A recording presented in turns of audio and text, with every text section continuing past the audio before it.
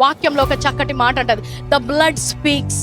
ఏబేలు యొక్క రక్తము మొర పెడుతుందంట. నోరుందా రక్తానికి? ఆత్మలోకంలో ఇంకొక ఇంద్రియాలు ఉంటాయి. వాటిని మనం కనుగొని విశ్వాసంతో నడిచినప్పుడు ఏదైతే కనబడలేదో అది నువ్వు పొందుకోగలుగుతావు. ఆ రోజు ఐగుప్తులు ఇజ్రాయెల్ మధ్యలో వాక్యం ఏమంటదంటే, ఏ ద్వారం మీద అయితే ఆయన రక్తం ఉంటుందో ఆ ద్వారాన్ని మరణదూత దాటి వెళ్తుందంట.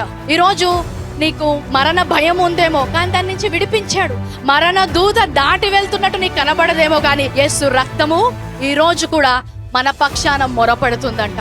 యేసు రక్తం ఈ రోజు పలుకుతుంది. ఆయన శరీరము మాట్లాడుతుంది, స్వస్థత పలుకుతుంది. ఎన్ని రోజులుగా పంచేంద్రియాలు వాడడమే మనకు వచ్చు, కానీ విశ్వాసం వాడడం మనం నేర్చుకోలేదు. ఈ రోజు నీ స్వస్థత నీ కనబడతలేదేమో, అంత మాత్రాన అది ఇక్కడ లేదు అని కాదు. అయితే విశ్వాసిగా మారిన తరువాత వాక్యం ఏం చెప్తుందంటే, మనము నడవాల్సింది విశ్వాసముతో కానీ వెలుచూపుతో కాదు అంటాడు. అంటే చూసేదాన్ని బట్టి, మీ పంచేంద్రియాలు చెప్పేదాన్ని బట్టి మనం నమ్మము, కానీ మనకిచ్చిన అతీతమైన ఇంద్రియం ఇంకొకటి ఉందంట. We have another supernatural sense for the believer that is called faith.